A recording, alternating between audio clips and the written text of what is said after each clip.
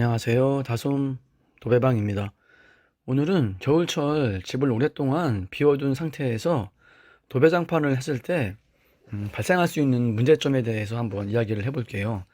오늘 현장인데 오래된 저층 아파트예요. 그런데 기존의 벽지가 실크 벽지가 붙어 있어 가지고 결로 현상으로 인한 곰팡이가 생각보다 많이 나타나진 않은 상태이지만 속은 많이 결로 현상으로 곰팡이가 생겨 있죠. 그런데 기존의 벽지가 실크 벽지이고 또 부직포 시공이 되어 있기 때문에 생각보다 그렇게 표시가 많이 안 나고 있는 상태예요. 일단 벽지가 실크 벽지가 붙어 있으니까 벽지 제거를 해야죠.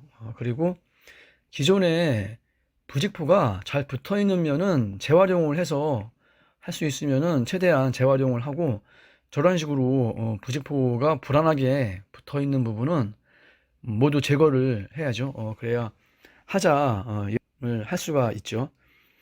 그리고 이렇게 부직포 재활용을 하는 면이나 기존에 곰팡이가 심한 부분은 저런 식으로 아크졸을 발라가지고 새로 한 도배 벽지 위에 곰팡이가 배어나오지 않게 초배 작업도 하고, 일단 최대한 저렇게 밑작업을 하고 도배를 해야죠.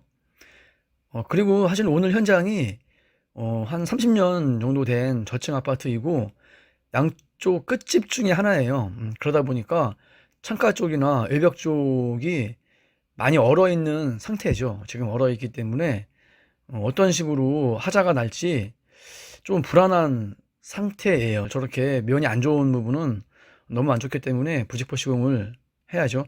그렇지 않으면은 오늘 벽지 자체가 그래도 아주 진한 색상이 아니기 때문에 색깔이 배어 나올 수 있어요. 그리고 이렇게 재활용을 할 수 있는 면은 부직포를 살려 가지고 도배를 하고 있어요. 그리고 장판 시공은 다음 날 하기로 했어요. 도배는 다 하고 오늘 지금 다음날 장판 시공 때문에 왔거든요. 왔는데 벽지가 이 부직포 시공을 새로 한 면인데 이쪽 면이 벽지가 이런 식으로 다 떨어져 있어요. 떨어져 있어 가지고 한번 확인을 하고 하자 보수를 해야죠. 그리고 다행히 장판 시공은 오후에 있어요. 오후에 있고 제가 오전에 와서 지금 보는 상황인데, 저렇게 벽지가 떨어져 있는 부분이 원인이 무엇인지 한번 확인을 해 볼게요.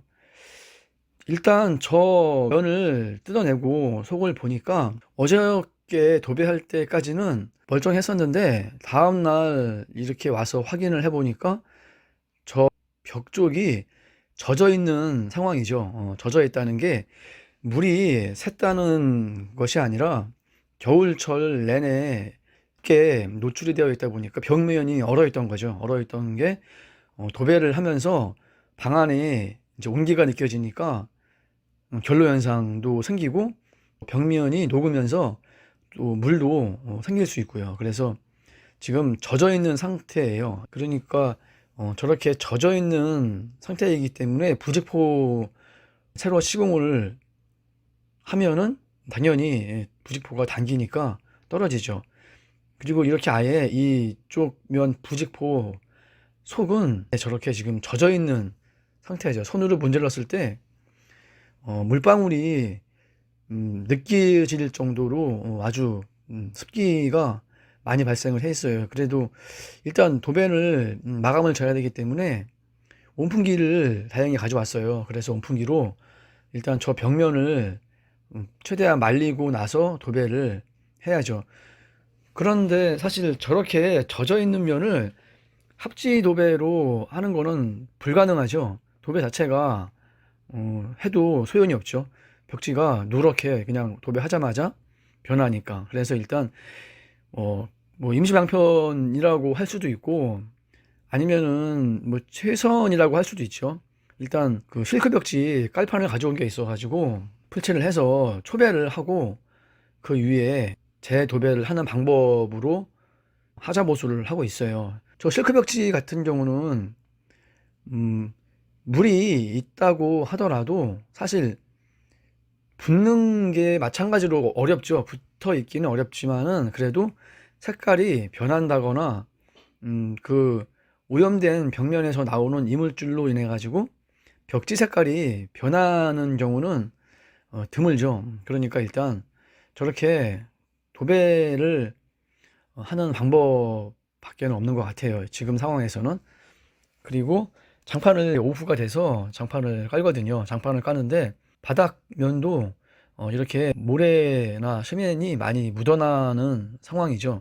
이 정도는 그래도 장판 시공이 가능하지만 이거보다 더 심한 상태가 되면은 모노륨 장판은 깔기가 어렵죠. 왜냐면은 본드를 발라야 되는데 본드가 다 일어나죠. 그래서 장판 시공이 어려운데 오늘은 뭐 그 정도까지는 아니기 때문에 장판을 까는 데는 큰 무리는 없을 것 같아요.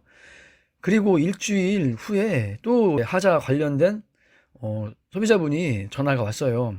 지금 일주일 만에 다시 왔는데 장판도 다 지금 시공한 상태고 일주일 만에 왔는데 또 이쪽에 안방면이 저렇게 떠 있어요.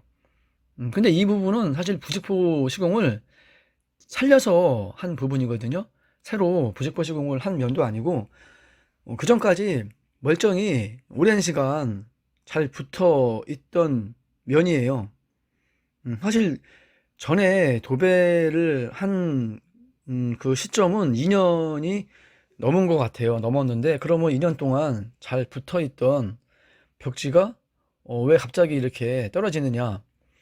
이 부분도 마찬가지로 겨울철 장판 시공을 하게 되면은 난방을 틀거든요. 장판이 잘 펴지게. 그런데 그 보일러를 오랫동안 안 틀다가 이제 틀으니까 이런 식으로 이제 벽면이 녹으면서 물이 생겨나는 거죠. 물기가 생겨나고 또 결로 현상도 마찬가지로 같이 발생을 하는 거죠. 그래서 이렇게 콘크리트 면이죠. 일반적으로 저런 외벽 부분은 단열 작업을 하기 위해서 석고보드를 일반적으로 대주는 게 흔한 일인데 30년 전에 지은 집이다 보니까 저렇게 단열 작업이 조금 미흡했던 것 같아요. 저렇게 단열이 안 되어 있는 부분에 오래된 아파트 같은 경우 겨울철 장시간 난방을 안 틀어놓은 상태에서 도배를 할 경우에는 도배를 하고 나서 그 부분에 물이 많이 생기죠. 물론 밀착으로 하거나 그러면은 뭐 그래도 다행이죠. 지금 이 부분도 마찬가지로 실크 벽지를 붙이고 도배를 하려고 실크 도배를 하는 상황이거든요. 그만큼 이 겨울철에 오래된 집들은 오랫동안 비워둔 상태에서 도배를 할 경우는 저런 결로 현상이라든가 벽면 얼어있던 부분이 녹으면서 발생하는 그런 물기로 인해 가지고 하자가 많이 발생할 수 있어요. 그러니까 오랫동안 겨울철에 집을 비워둔 상태에서는 이런 부분을 좀 신경을 써 가지고 도배를 해야 될 것 같아요. 예, 오늘 영상은 여기까지입니다.